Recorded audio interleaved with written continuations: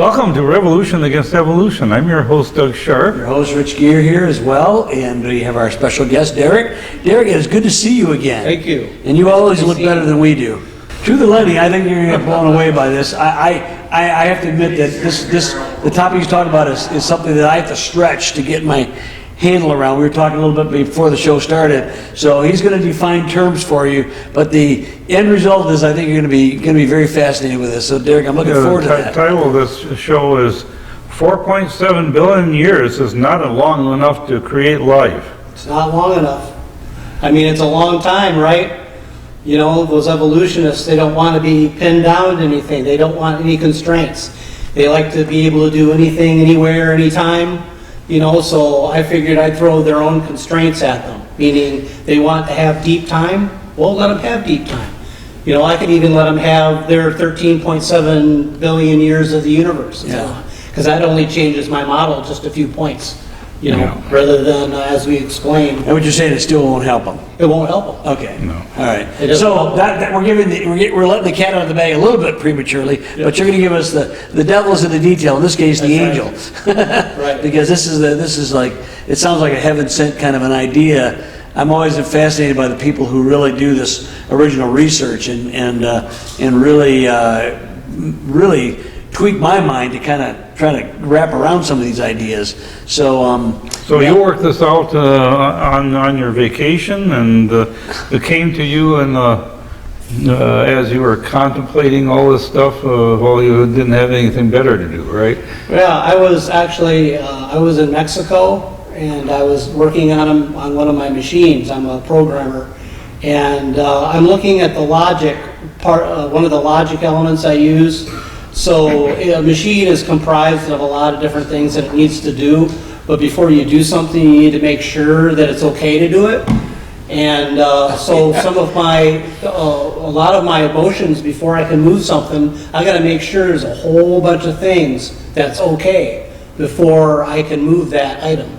Because if you move it at the wrong time, somebody can get hurt, or you can break something, or so. So this logic element I use there's a whole bunch of conditions in a row that have to be fulfilled before I move it.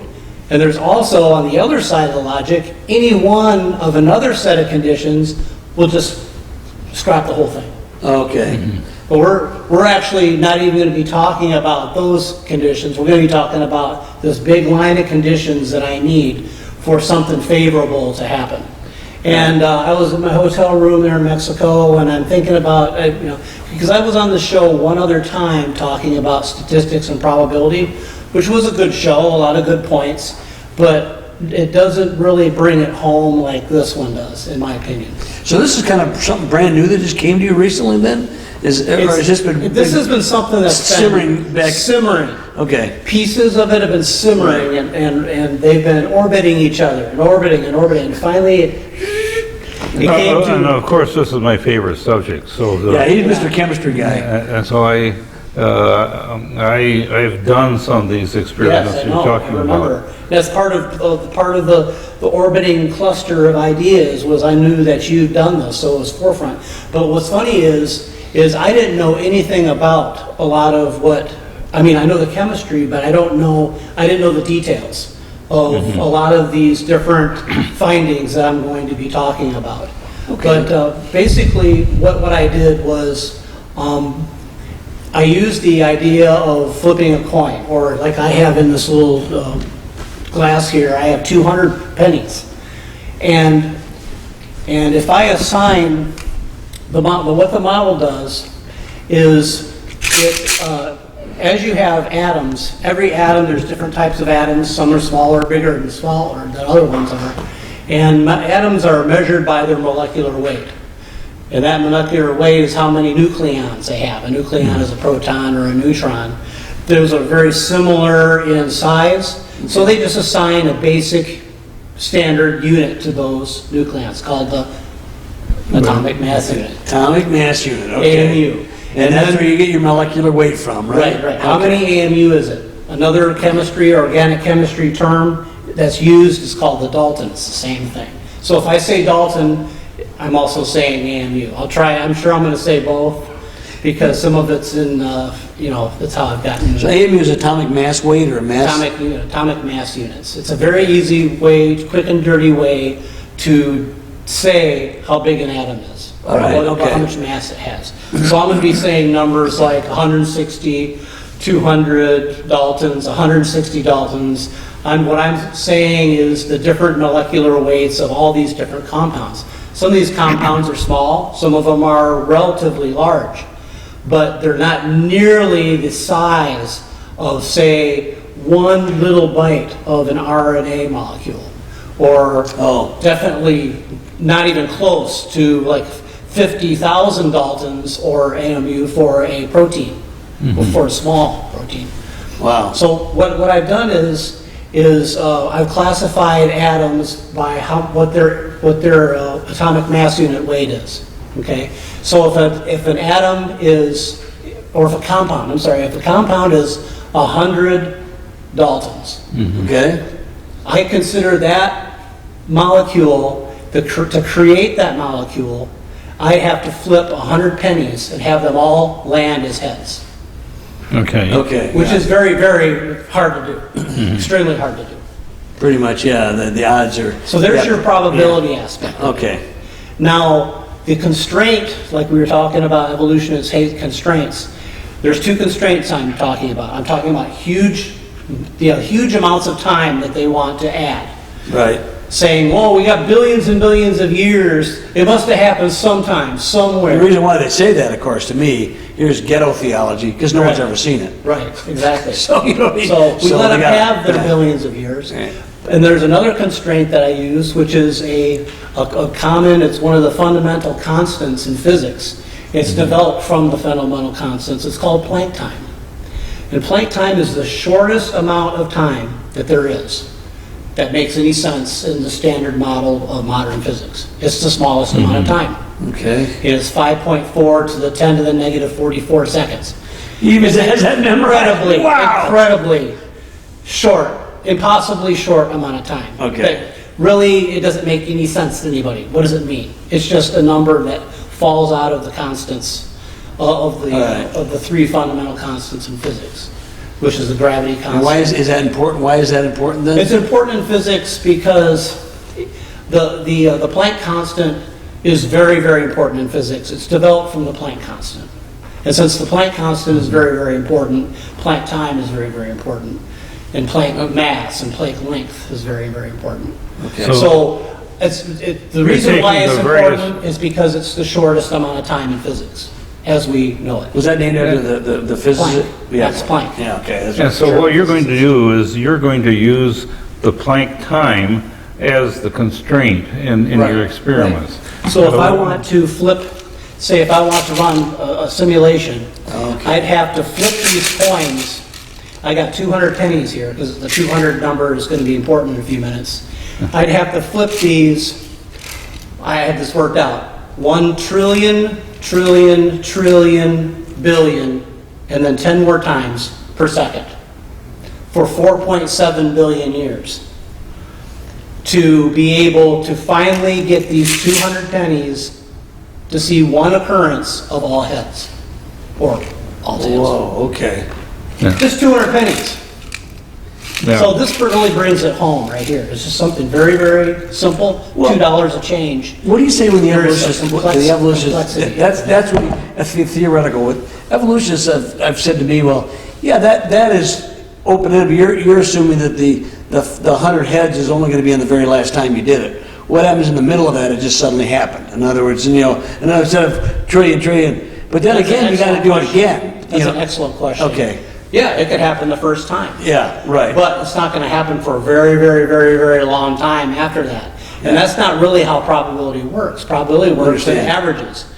For example, you can flip a coin twice and get heads twice, which is outside of the normal probability of 0.5 probability. Yep. Okay, so that's going to keep up with it. But over the average, if you flip a coin 100 times, over the average, you're only going to see, you're going to get half one way and half the other. Right. Right. And that's the same thing with this. If you flip the 200 coins, over the average, if you want to make more than one tiny little molecule of, say, tryptophan, you're going to have to do it many, many, many, many times. That's what I was getting at. Okay, yeah. And and the evolutionists, they subscribe and they put forth this probability thing. That's how the excuse that they make is they invoke probability. If you're going to invoke probability, you have to invoke the statistics side of it, which is how often you have to be able to use statistical math, Right. probabilistic. So now you're going to apply these to amino acids and to the origin of life experiments. Yes. Okay. And there's the Miller-Urey experiment, which Right. is the one that happened back in 1953, Yeah. back when I was just a little tyke. Yep. We've talked about it. We've talked on the about show this many times, many yeah. times, it's interesting that you mentioned tryptophan, because that was one of the amino acids that I used in my experiments. And so, and I'll tell you after the end of what you're going to talk about, my results of that experiment, because it's not favorable to evolution at all, because the tryptophan was destroyed in my experiment. Yeah. Yeah. So what's interesting about this math statistics thing that I just put out, that's great. It's all well and good. It sounds good. It's easy to grasp the idea of flipping 200 coins. But by itself, the numbers are just numbers. Yeah, what does it mean? So at the beginning of our discussion here, I said I didn't really know anything about the Miller-Urey experiment. All I knew is there was some experiment. I knew just about as much as anybody else does. Right. Some experiment, they put some stuff in a jar or in a flask, they zapped it with some electricity, and they got some organic molecules. And that's what everybody just goes, oh my God, that must be how it's happened. There is no God. There is no God, right? Right. So It just happened by the... that's all I knew about it. So I thought, okay, we have that. Yeah, Because I like know did it too. oh my God, there's no God. Yeah, oh my God, oh my God. The oxymoron of that is I remember Doug had done it, so it was foremost in my mind about this. So I thought, okay, so let's get online and look it up. So it's like 1 a.m. in the morning, and I'm online in Mexico trying to find. So I find these results here, and I find these online on the Wikipedia page. And what's interesting about these is that you have, for instance, you have the compounds that were successfully made have a green check mark by them. There was actually three different experiments done here. And plus, there was very crude chromatography equipment available back in the 50s. So they were able to rerun all of these with more modern chromatography equipment. So you can identify what compounds are there. So you have more check marks here. And you have check marks. You have alanine, glycine, aspartic acid, valine, serine, all sorts of these, what they call proteogenic molecules. These are molecules that are essential for life that create proteins. Yeah, there's 20 of them. Yeah.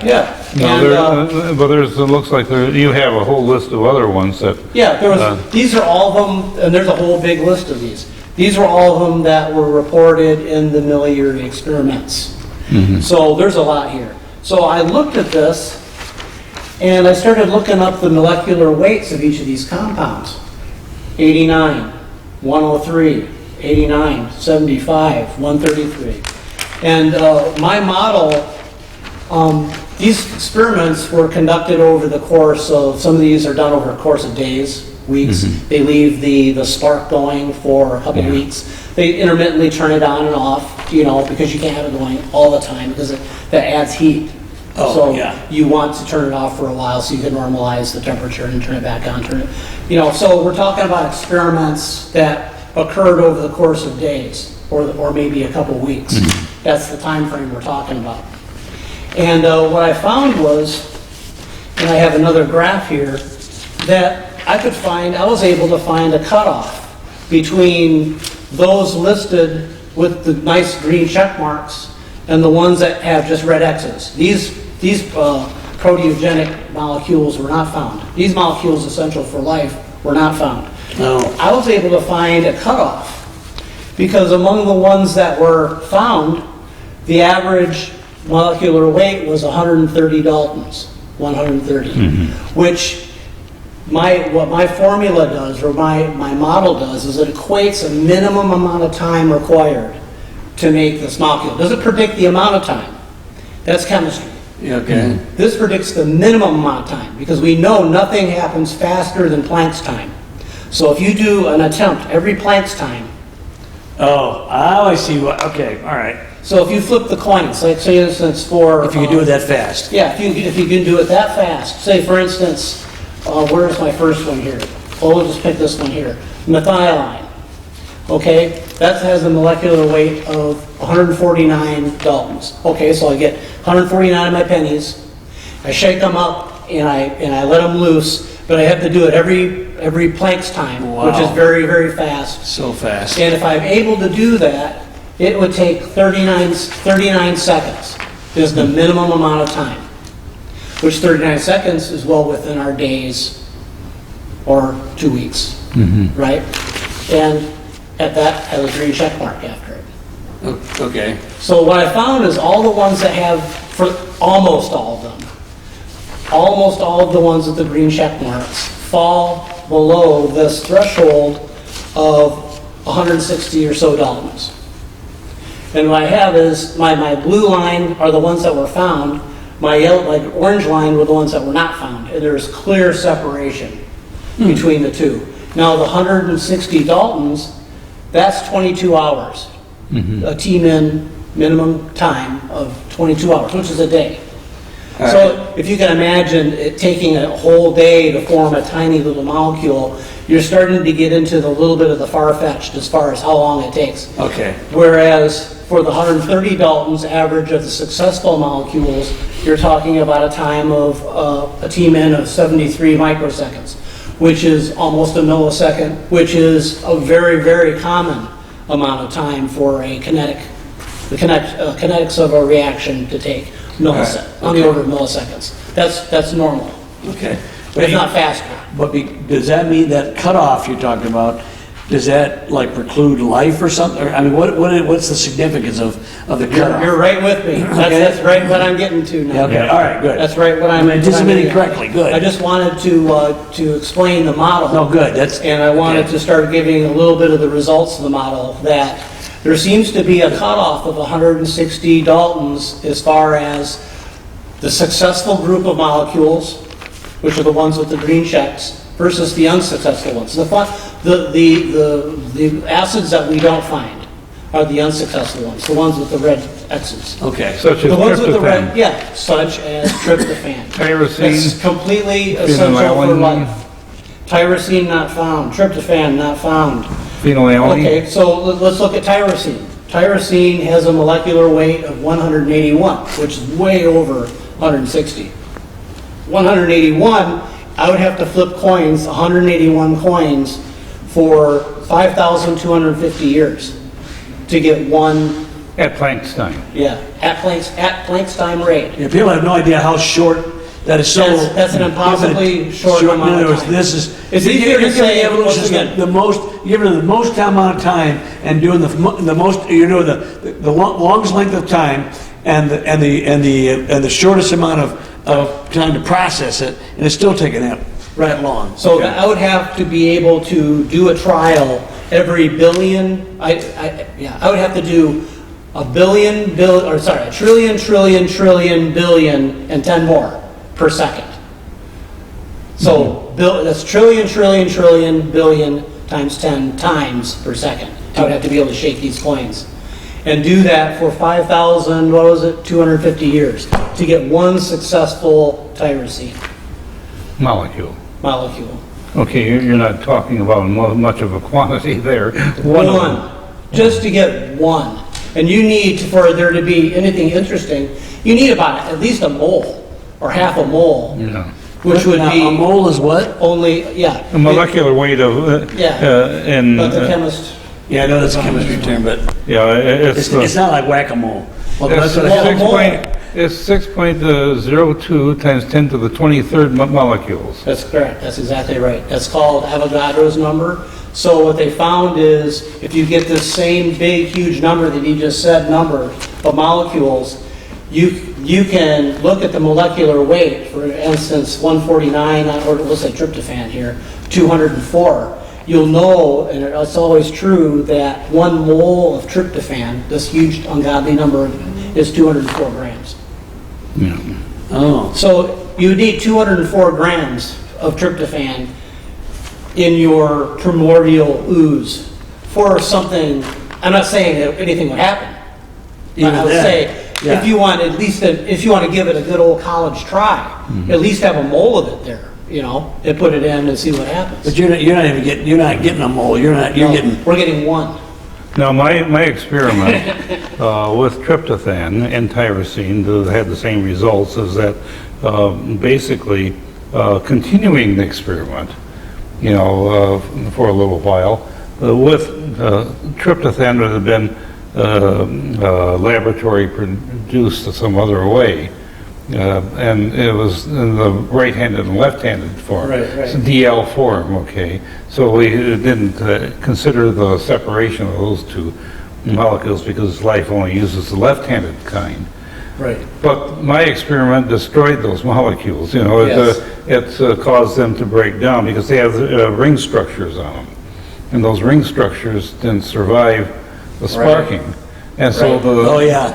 although it did produce other kinds of amino acids, Yes. it isn't something that's going to produce these ring structures. And so that is a detriment to the Miller experiment, because those essential amino acids, I think histidine is another one, or something like that. Yes, Proline. that sounds familiar. Those are, Yes, well, histidine was not found. That has a molecular weight of 155, which is very close to what I called the cutoff. yeah. You had arginine, which is 174 molecular weight, which is a little bit beyond it. That would take 41 years of me shaking that To get one. to get 1. And not one molecule. 1 molecule. One molecule, Yeah. okay. And how many molecules make a mole then? 6.022 times 10 to the 23rd, And, which is a trillion. and why is that, why is a mole significant? Why is that? It's a very, I don't want to call it magical, but it's a very special number that we have found, a very special number of atoms. So you take the atomic weight Yeah. and make that into the number of grams that you're going to end up with. It's a very easy conversion. I know that, go back to our tryptophan is 204, molecular weight of 204. Yeah. If I have a mole, a mole would weigh 204 grams. Okay. It's a very easy, it's used in chemistry and stoichiometry, which is doing all the formulas. You know, if you put this formula plus that formula goes to... So how does that relate to what you need for life to happen? It means that life isn't going to happen. Well, besides that. So I think I'll cut to the let's chase, cut to the right? chase and get to what Rich has asked twice now, is how is this significant as far as life goes? Which is an excellent question. Well, first of all, you have these amino acids here, essential for life, that were not made by this experiment, which my model predicts would take years, tens of thousands of years, and in the case of molecular weight of above 200, 4.7 billion years before you can get 1. Oh, So, okay. the answer to your question is, what molecules do you need for life? I mean, sure, you need these, but the real ones that where the rubber really meets the road, those are called nucleosides and nucleotides. And those have a start bargain price of over 300 molecular weight. They're 300 the things that make up the DNA. Yeah, and that's just for one of the chain, if you want to call it a chain link. Right, okay. One of the chain links is going to cost you 400. How do You need people, 400 pennies. well, how do Shake people 'em. who are so educated still think that this is possible? I mean, some of these people, I mean, maybe nobody's come up with this formula like you have. Right. Maybe they haven't thought it through that way, but probability, Doug and I have talked about it over the years in different contexts, but similar, it's like it's no possible way for it to happen. Even if one thing did come to pass by some weird I chance, think it's you gotta easier get hundreds for of them, people to thousands of them. grasp, and that's why I wanted to bring this Yeah. research forth, is because it's easier to grasp there isn't enough time to do something, So hence the title. then it's almost impossible, because we can never say it's impossible, because it's Right. always statistically possible. So that's never satisfying to people. Well. And it wasn't satisfying to me either. I mean, even though I know that the Lord created, Yeah. it's still, I wanted to get something where I bring these evolutionists in with and put their own constraints on them. Yeah. Use their own constraints, use their own experiment that they Right, love. okay. And say, your experiment is a double-edged sword. Sure, you can get some of these smaller, or I say abiotic reactions, Yeah. abiotic molecules. Sure, you can get a few of them, but you can't get the important ones. Anything over 200 molecular weight there's not enough time to get those, for those. And what we find is these experiments I've looked up, there's several experiments that I've looked at, 2 other ones besides these 3. I found this. Now some people are saying that life came in on a meteor. Okay, so Panspermia, yeah. here's what's called the ZAG halite. This is a meteor that came in here recently. Some research was done, I think 2018. And this has I picked this one not because it was matched what I'm saying. They all match what I'm saying that I've been able to find so far. This one has a really nice chart of, here's your molecular weights. And here's my cutoff. And here's the last one of the group. Sure, you have one more outlier out here, which is 186 pyridine or something like that. Pyridine, okay. And now that's created as a byproduct of incomplete combustion, meaning when something's burning. Well, what does a meteorite do when it comes into the atmosphere? Yeah. It burns. Okay, so to me, and plus, if you really want to include this still is included in my model, because 186 is, if I remember right, 200,000 years on a meteor that's been supposedly cruising around. Oh, there was more than one molecule found. There was a detectable amount found. Yeah.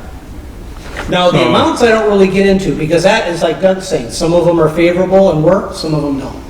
But in this case here, you have a meteor that's purported to be spinning around for 4.5 billion years. Yeah. So if you give really large seed molecules, you're just going to skew the model. But once again, not very much, maybe a few points. Well, Derek, we're out of time, but we haven't even considered assembling them together to make life. So RNA, impossible. DNA, impossible.